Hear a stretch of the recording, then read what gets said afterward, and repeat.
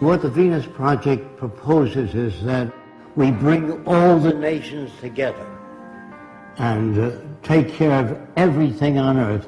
We pledge allegiance to the environment and all the world's people. The end of separate nations, the end of the artificial boundaries that separate people, and the sharing of all the world's resources by all the world's people. If few nations control most of the Earth's resources, you're going to have territorial disputes. You're going to have war. You're going to have all the problems you've always had. That's why most people think it's human nature. They think man is basically greedy, and that this is why you have problems. That is not true. A banker, a serial killer, and a gangster, and a priest are made by environment. It's not human behavior, it's the environment we come from which generates behavior. We are victims of culture, all of us. That's why we have a distorted view. We believe that some people are good, some are bad, some are creative, some are less creative. All that's bunk. Everyone can be creative. Now they tell you in your schools that plants grow. That's a lie. They need water, sunshine, soil, moisture, gravity, all those things. Without them, the plant doesn't move. There is nothing in the earth today that is not acted upon by resident forces. And your language was designed hundreds of years ago. That's why we can't talk to each other. We talk at one another, not to one another. A lawyer is a guy that takes language, twists it around to any way he wants to. If he's skilled at it, he can knock you out, put you in jail. A lawyer would be considered a criminal in the future.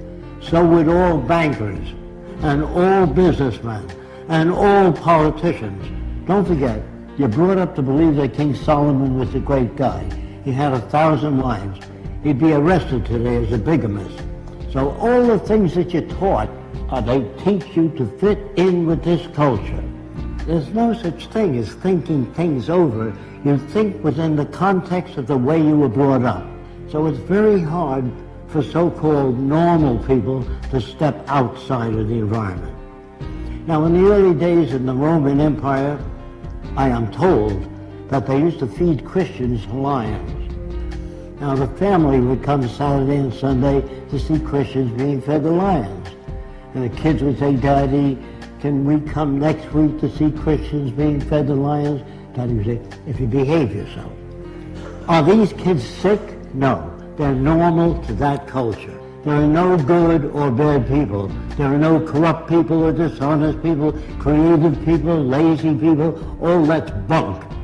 If you're raised in a society that understands human behavior, you don't have those variations.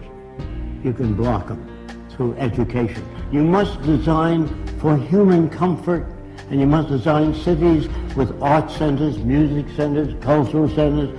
I can only talk a little bit about America because that's where I'm from. I don't like our country. It's completely corrupt. And that's for most civilizations today. They're all corrupt. I'm sorry to say that. I don't like what I'm saying. I wish it were otherwise.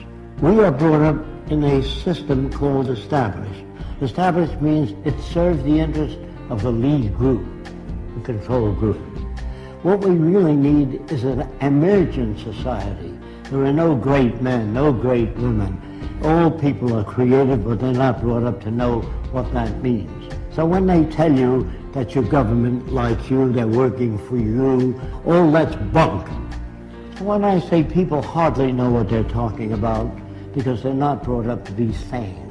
They're brought up to fit in with the establishment. National loyalty is really a form of stupidity.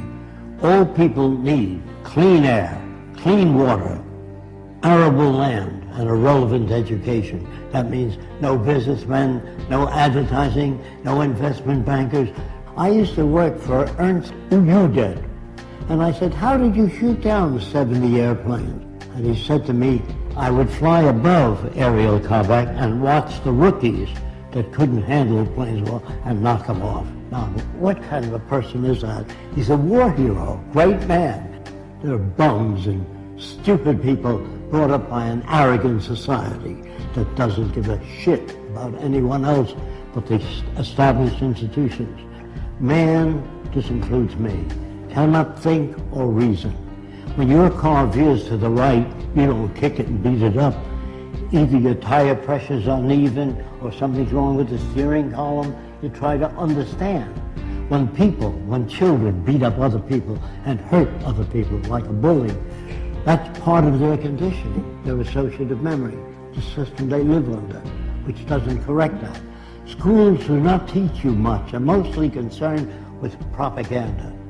Most schools don't teach you how to live, find meaning in your own life, how to disagree without getting angry. What is really needed is the intelligent management of the Earth's resources for the benefit of everyone. Now, the only way you can do that is through technology. Everything that you have, your lights, your air conditioning, your automobile, your airplanes, all technology. Politicians can't give you that. Politicians don't know what to do. They make laws, say no to drugs. Well, that's not going to stop a person from selling drugs as long as there's money in it. But if you do away with the money system and build access centers where anyone can have access to the necessities of life without filling out a million forms or appealing to Fresko, it's all available to everyone. Go to your big department stores or your food stores, you'll see lots of stuff. We are now capable of producing an abundance. People say to me, I know two people from the same environment. One turned out to be a priest, the other a gangster. If environment is everything, how do you get those differences? You get those differences by playing with the youngest child, 4 years old, while the 7-year-old stiff. That's where jealousy comes from. It comes from poor manipulation of the variables. If you grade children in school, you hurt the other kids. I got an A, what did you get? F, failure. You know, all of us, by the way, are prostitutes in this system. If you sing and you sell toothpaste, you're a prostitute. If you get up and you say, I got just the house you're looking for, you're a prostitute for the establishment. So there's no good or bad people now. We're perfect reflections of the culture we live in. Again, I'm sorry about that. How can you pray to a God? How can you talk to God? They think, due to ego problems, that they're specially selected. The Jews are God's chosen people. The Germans are the master race. You know, all these little egocentric people think that they're put here to lead the world into a better direction. Galileo found seashells on the mountaintop. He took it to the Catholic Church, and he said, maybe the mountain was once under the water and was pushed up. And the church said, no, the devil put that stuff there to confuse you. So the world you live in is as full of shit as a Christmas turkey. And you're not about to talk to people and turn them around. You have to demonstrate it. So I don't say science is perfect, but it's closer to our problems than any other system. People really don't know what to do, so they put up a sign, thou shalt not steal, don't be dishonest. That doesn't change people. All money systems, as they begin to collapse and change, they move toward fascism. It's part of the history of civilization to move in that direction. The wealthy people try to protect what they have. I went to the South Seas when I was 21. Everybody on the island was nude, except when men climbed trees, they wore kind of a jockstrap to prevent their balls from being caught in the branches. So everybody walked around nude. And the interesting thing about it is I never saw a native stare at a girl's body, only her eyes. When you talk to a woman, you never say, hey, get a load of that chick. That's what you get in civilization. You cover the girl. If people swam nude when they were this high, you couldn't sell pictures of a nude girl. Do you understand that? I get to know the natives so well, I watch them make love. And they stroke the whole female, the top of her head all the way down. They had no fetishes. There were no tit men, leg men, ass men. All that's made by culture. And if you don't use that kind of language around women, you can't become equal to one another. So you have to tell them how men think. That isn't how they think. That's how they're brought up. When guys poke each other, hey, get a load of that chick, you know. That is learned in the culture. In the islands, they never did that. It's like you stroking a dog. You stroke the whole dog. You don't stop at the balls. You stroke the whole dog. Understand? I'm not your enemy. I'm not trying to hurt you. I'm trying to tell you that if we use science and technology, everyone will be given the best opportunity so that we can bring out the best in every human being.